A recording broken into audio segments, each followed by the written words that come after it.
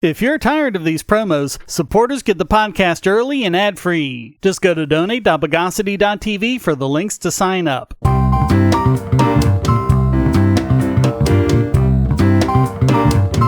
Welcome to the Bogosity podcast for the week of April 18, 2021, the podcast that invented the inflatable dartboard.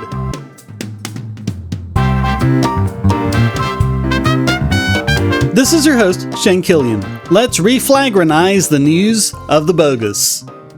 First, an update on the McCloskey case. You remember this couple. They defended their home from a mob that had broken the gate to their community and kept them at bay with a pair of firearms. And rather than going, I guess defensive gun use is a thing, the lefties hit the ceiling about how they were the most evil people since the Manson family. Prosecutor Kim Gardner was ready to make hay while the sun shines with this and illegally used her upcoming prosecution of the couple to raise money for her re-election campaign. And you might remember something she did that was even more illegal than that. Patricia McCloskey is a lawyer like her husband, and she'd used her gun as a prop in court. To do so, she had to render it unable to fire, so she turned the firing pin around the wrong way. She hadn't fixed it back, so she was actually bluffing the crowd. Her weapon was incapable of firing. But the law she's charged under requires the weapon to be functional. So her office, and there is documented proof of this, disassembled the weapon, fixed the firing pin, put it back together, and then certified that it was capable of firing so they could charge her. And then, in one of the most incredible examples of chutzpah I've ever heard of, they charged her with tampering with evidence. Judge Thomas Clark removed Gardner and her entire office from the case. She tried to appeal, which was denied, and she took it to the Missouri Supreme Court, who just ruled against her. Clark's ruling on December 10th, as upheld by the Missouri Supreme Court, found that her email solicitations for her campaign contributions demonstrates that she was prosecuting the McCloskeys for personal and political reasons and jeopardized their right to a fair trial. Quote, "The court finds the emails raise an appearance of impropriety and warrant disqualification. In short, the circuit attorney's conduct raises the appearance that she initiated a criminal prosecution for political purposes."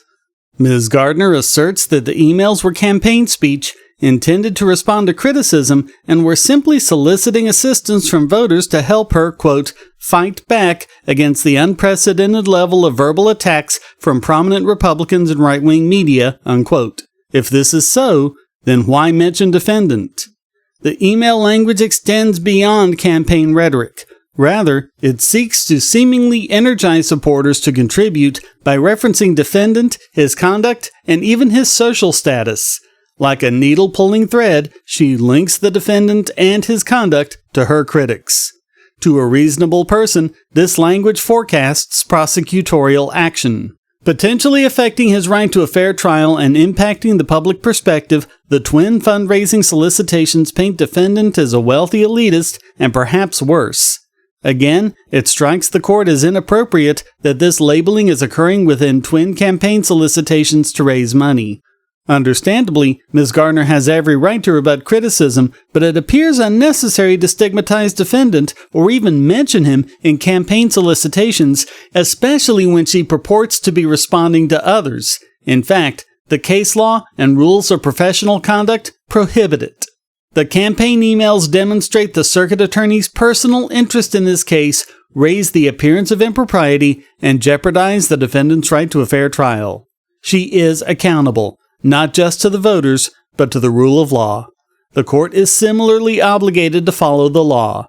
These email solicitations aim to raise money using the defendant and the circumstances surrounding the case to rally Ms. Gardner's political base and fuel contributions. The awesome power to prosecute ought never to be manipulated for personal or political profit. U.S. Attorney Richard Callahan, an Obama appointee, has been appointed special prosecutor for the case. They have a status hearing on April 30. If you're looking for ways to support this channel, but you don't have any spare cash and you can't stand advertisements, you can do so by generating your own cryptocurrency. Use the links at the bottom of the description to listen to the podcast and all of my videos on bittube.tv or lbry.tv to get cryptocurrency for the creator and yourself. Or if you listen to the podcast at the podcast page, you'll also generate crypto. You can also go to airtime.bogosity.tv to get the airtime extension and generate crypto for yourself and the creators on the web anywhere you go, including my YouTube channel. Get 5 tubes free just for installing the extension and signing up, and then simply browse the web as normal. Easily monetize your favorite creators and yourself with cryptocurrency without advertising on bittube.tv or lbry.tv or with the airtime extension at airtime.bogosity.tv. In our coverage of the January 6th Capitol building occupation, we discovered that the only thing that was more of a joke than that ridiculous occupation itself was politicians and the news media screeching that it was the biggest attack on democracy ever. The histrionics spilled over into prosecutions, but thankfully it seems like the courts are getting wise. With the exception of a handful of cases, most of the nearly 300 defendants are guilty merely of misdemeanor trespass. Yet prosecutors are even trying to deny bail to these defendants. The first of the cases surrounding bail for these defendants was a case of Lisa Eisenhart and her son Eric Munkel. And the D.C. Circuit Court ruled that there's no need for them to be jailed in advance of their trial. There's no flight risk, they never did pose any real danger, and any danger they might have posed was unique to events on the 6th. They ruled, here, the district court did not adequately demonstrate that it considered whether Munkel and Eisenhart posed an articulable threat to the community in view of their conduct on January 6, and the particular circumstances of January 6. In our view, those who actually assaulted police officers and broke through windows, doors, and barricades, and those who aided, conspired with, planned, or coordinated such actions are in a different category of dangerousness than those who cheered on the violence or entered the Capitol after others cleared the way. The district court also failed to demonstrate that it considered the specific circumstances that made it possible on January 6 for Munkel and Eisenhart to threaten the peaceful transfer of power. The appellants had a unique opportunity to obstruct democracy on January 6 because of the Electoral College vote tally taking place that day and the concurrently scheduled rallies and protests. Because Munkel and Eisenhart did not vandalize any property or commit violence, the presence of the group was critical to their ability to obstruct the vote and to cause danger to the community. Without it, Munkel and Eisenhart, two individuals who did not engage in any violence and who were not involved in planning or coordinating the activities, seemingly would have posed little threat. The district court found that appellants were a danger to act against Congress in the future, but there was no explanation of how the appellants would be capable of doing so now that the specific circumstances of January 6 have passed. It cannot be gainsaid that the violent breach of the Capitol on January 6 was a grave danger to our democracy, and that those who participated could rightly be subject to detention to safeguard the community.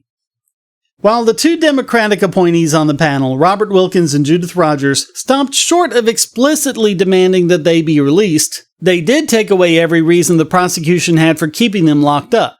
On the other hand, the third judge, Trump appointee Gregory Katsas, would have completely overturned the decision. He wrote, "My colleagues and I agree on this central point about the governing legal standard in these appeals. We also agree that the district court failed to justify the detention of Munkel and Eisenhart on the record before it. But whereas my colleagues remand for a do-over, I would reverse outright. Their misconduct was serious, but it hardly threatened to topple the republic. Nor, for that matter, did it reveal an unmitigable propensity for future violence. During the chaos of the Capitol riot, Munkel and Eisenhart had ample opportunity to fight, yet neither of them did. Munkel lawfully possessed several firearms in his home, but he took none into the Capitol. Indeed, before entering the Capitol, Munkel and Eisenhart stashed a knife inside a backpack that they left outside, precisely for fear of ending up in federal prison. The district court identified one such threat, that Munkel and Eisenhart would attempt to stop or delay the peaceful transfer of power. But the transition has come and gone, and that threat has long passed. In the district court, the government warned of an upcoming protest scheduled for March 4, But that protest never materialized, and the government produced no evidence that Munkle and Eisenhart had been involved in its planning before their arrest. The government's gesturing towards the possibility of their joining future protests falls well short of any identified and articulable threat. Putting it all together, because the record strongly suggests that Munkle and Eisenhart would present no safety risk if subjected to strict release conditions, the district court clearly erred in finding that the government had proved its case by clear and convincing evidence. The entire panel criticized the delay in Munkle and Eisenhart's case. After a magistrate judge in Tennessee ordered them to be released to home detention, they still spent 3 weeks in custody without a further hearing. There have been similar delays in other January 6 cases, some because the Marshal Service or other jailers just lost track of the orders to move defendants to D.C. They ruled. While COVID-19 issues caused a delay in the appellant's transport to the District of Columbia, the record does not indicate why a D.C. district judge could not have heard this matter prior to February 17, even if the appellates were in another location. Ultimately, this issue, while troubling, is not presented as a ground for reversal in this appeal. They pointed out that the statute mandated that the review occur promptly. Here's hoping cooler heads start to prevail.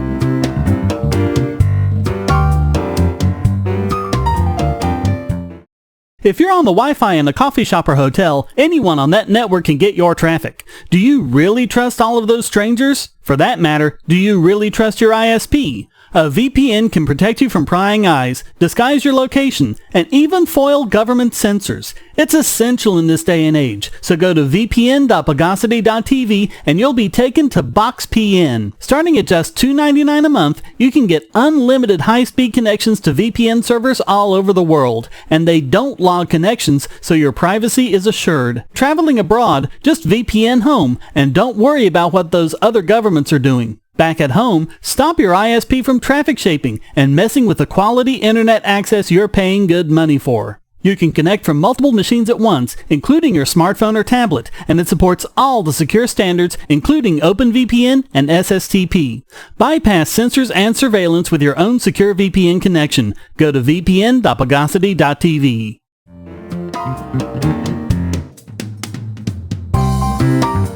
Lest you think our first two stories were anything new or isolated with regards to the government's very dubious dedication to justice, we have an amazing failure of the war on drugs in the NYPD, which has just resulted in the reversal of possibly hundreds of drug convictions.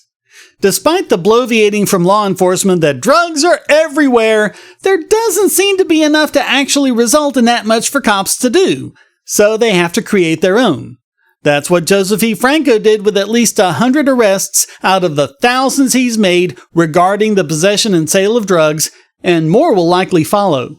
After several cases of him lying about drug sales that video evidence proved never happened, Franco was charged with perjury in 2019. He was fired in April of 2020. Previously, the Manhattan DA's office dismissed 40 open cases, and in the coming weeks says it will move to vacate and dismiss about 100 more. Brooklyn tossed out 90 convictions last week. Tina Luongo of the Legal Aid Society said that Franco, quote, touched thousands of cases throughout New York City, and we may never know the full extent of the damage he caused and the lives he upended. And it looks like it may just be the start. Bronx DA Darcel Clark's office says they're reviewing about 150 cases and will dismiss all of them where Franco played an essential role. Most of these cases resulted in guilty pleas, but this is the lesson we keep urging people to learn. A guilty plea is not a confession. It's basically legal extortion, where the prosecutor threatens to charge the defendant with a far greater sentence if they don't plead. And what's an innocent person going to do against a cop like Franco who's willing to lie on the stand? As Marianne Cashion of Brooklyn Defender Services said, quote, people understand that when it's their word against the word of an officer, the system is not designed to give them the benefit of the doubt. Many people will decide that it's not worth it to them. Without something pretty major like a video of the incident, no judge or jury is going to believe them over the cop. But maybe that presumption of the cop's honesty is something people should reconsider. And even so, as Luongo points out, the damage is far greater. Quote, The damage is done at the point of arrest. They likely had bail set on them, spent time at Rikers Island, lost jobs, were separated from their families.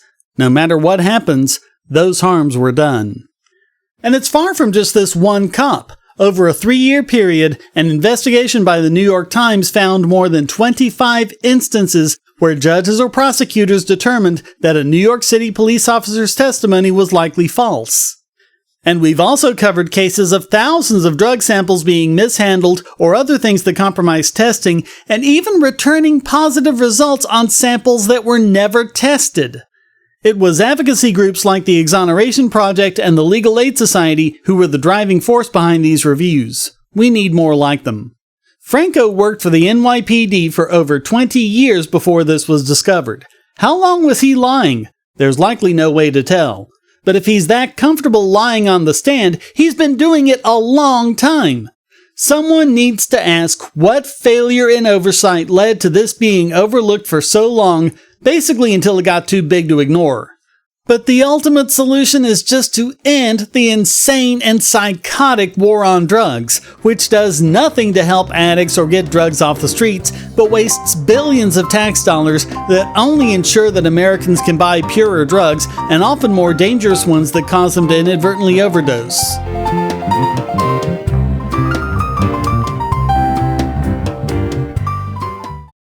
Do you have children, or nieces or nephews? Are you homeschooling, or just want to counter some of the socialist indoctrination most children get in school? If so, go to Bogosity.tv/TuttleTwins, and you'll be taken to a website where you can get some great books for elementary-aged children. The Tuttle Twins books are books about liberty and free market economics that include children's versions of Bastiat's The Law, Leonard Read's I, Pencil, and Hayek's The Road to Serfdom, as well as books about the Federal Reserve and how regulations protect business cronies. They'll learn about the harm caused by eminent domain, or regulations passed in the name of safety, and fundamental concepts of liberty. And as you can see from the sample pages on the website, they're all easy to read and nicely illustrated. They're just $9.99 a piece, or get a special discount as well as free bonuses when you purchase all 5. You can even buy in bulk to donate to schools and local libraries. So get the Tuttle Twins books at Bogosity.tv/TuttleTwins.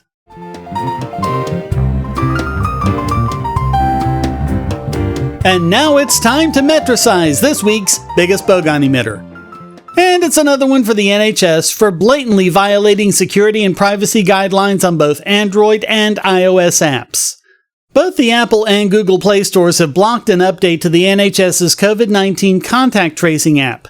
The old version remains up, but the new one violated the policies of both stores by adding location tracking in addition to using Bluetooth technologies to keep track of who might have come into contact with an infected person.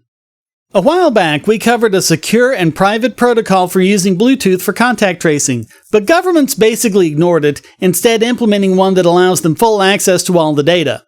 But although they were great at tracking people, they were horrible at actual contact tracing. So Google and Apple required apps that use their stores to use the more private API they've designed called exposure notifications. Under this protocol, private and secure keys, randomly rotating every 10 to 20 minutes, keep track of one's contacts. When someone tests positive for COVID, they voluntarily tell the app that, and it then reports its beacons to the list. User identity is not shared with Apple, Google, other users, or any governments. But governments could still use that data to track users by turning on location services, which is why those apps are specifically prohibited from doing so, even if they leave it as opt-in for the users. No app is allowed to use both the exposure notifications and the location permissions.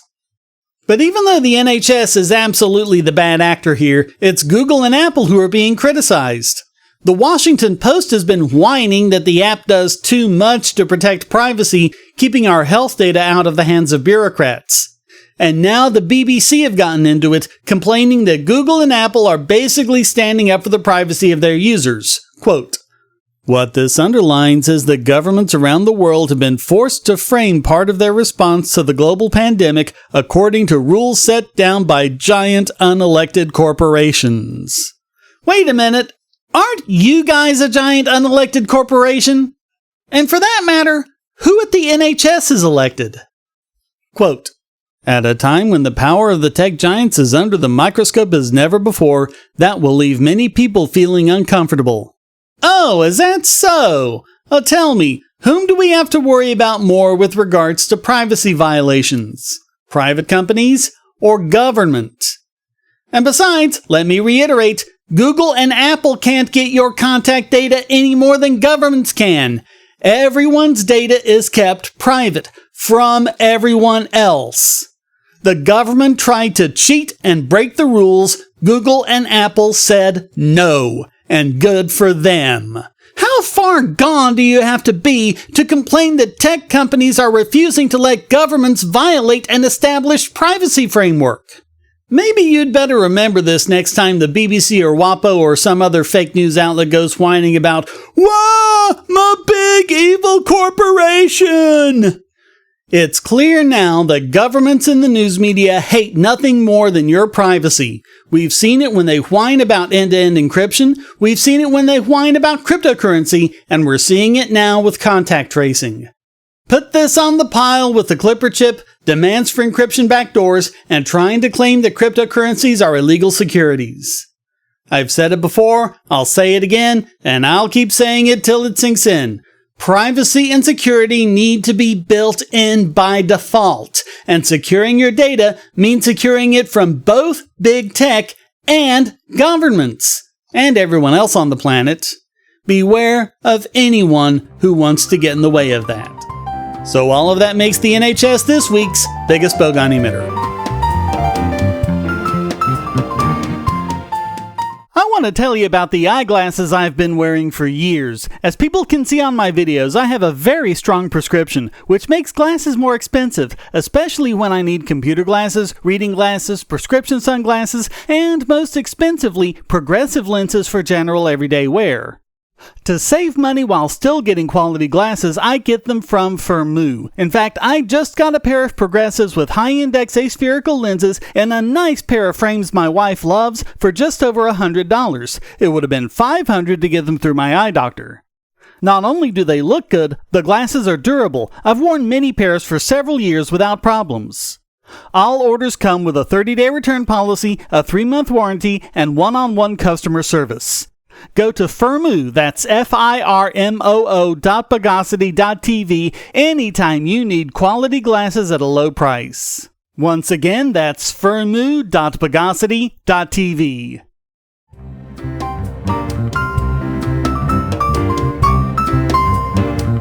And now let's denitrify this week's Idiot Extraordinaire. And this week it goes to MSNBC, and in particular their host Tiffany Cross of The Cross Connection and her guest Elie Mystal, justice correspondent for The Nation. Mystal appeared on The Cross Connection to attack the character of the jurors in the Derek Chauvin trial, the officer charged with the murder of George Floyd last year. And the jurors haven't even done anything yet!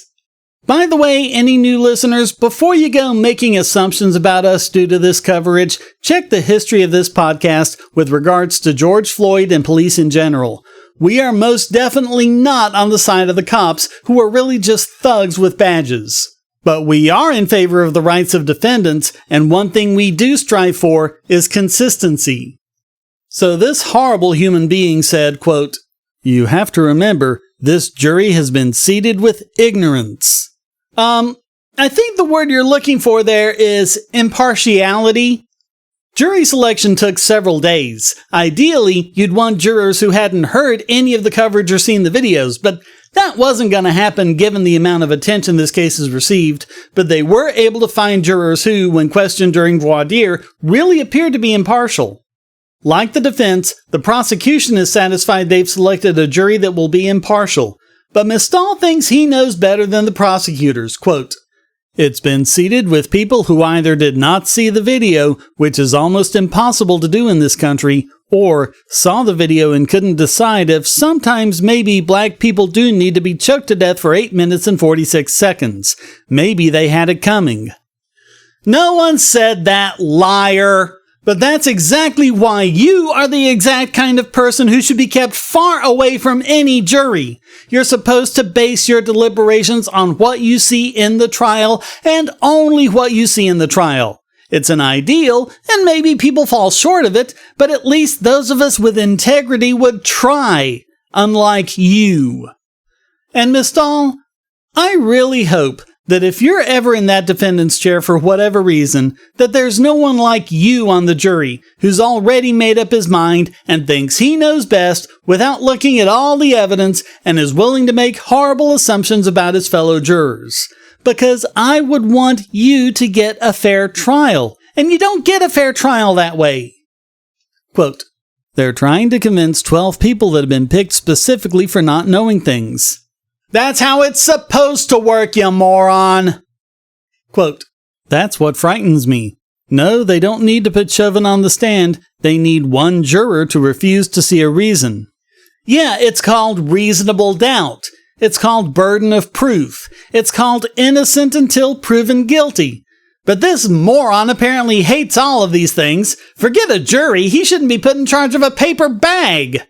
And no, Chauvin doesn't need to take the stand, because no defendant can be forced to testify in a case against himself.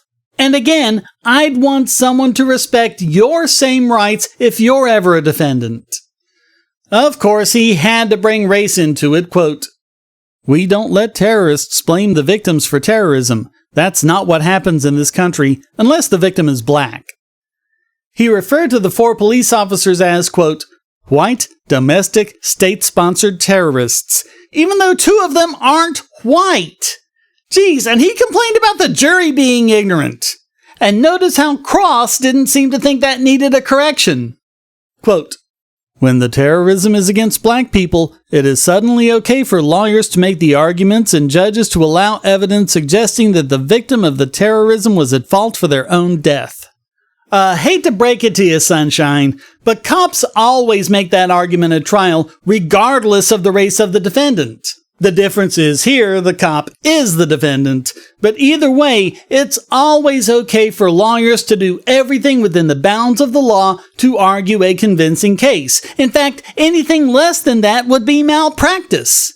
And again, I say, if you're ever a defendant, I would want you to have the same right to an attorney with the ability to argue the most zealous defense possible for you. He said that Floyd, quote, was killed with impunity. But Chauvin has lost his job. He's on trial, and the city of Minneapolis paid $27 million to Floyd's family in a civil settlement. Maybe you need to look up the word impunity. MSNBC touted what a, quote, great guest Miss Dahl is, and the only thing the host, Tiffany Cross, had to say about him is, quote, Ellie, you're so good, I hope you can stick around for the next hour. Nice to know MSNBC and their great guests are ready to bring back lynch mobs. Yeah, there's never been anything black people have had to fear about those. Minorities and other vulnerable groups are protected by a consistent application of the rules of evidence, the presumption of innocence, and the burden of proof. It's when those aren't applied consistently that we get injustice. But in order for that to work, it needs to apply to every defendant, even the ones that you don't like. So all of that makes MSNBC, their host Tiffany Cross, and their guest Ellie Mistal this week's Idiot Extraordinaire.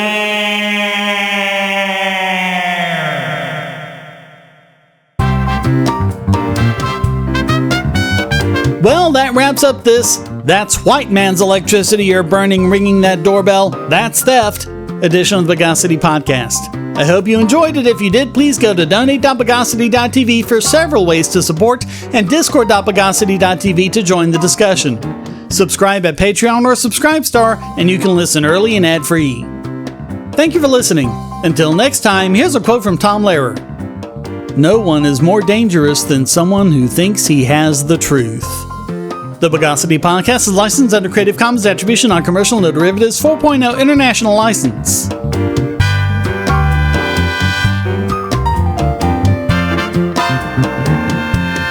Bogosity.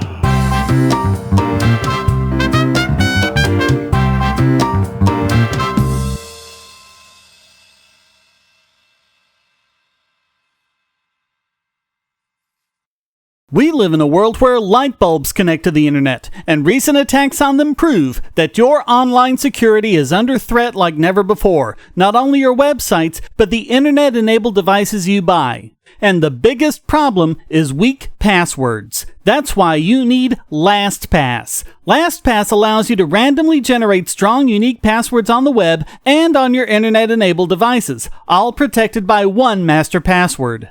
LastPass sets up in minutes and gives you secure automatic logins throughout the web, synchronizing across all your browsers, all your computers, and even your mobile devices, at home, at work, or on the road. It even securely stores sensitive form data, including credit card numbers, backup sensitive documents, software licenses, Wi-Fi logins, and more.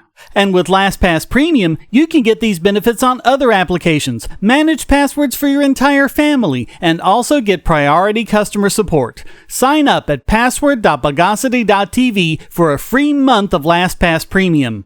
Log in securely everywhere using the last password you'll ever have to remember. Go to password.bogosity.tv and get LastPass now.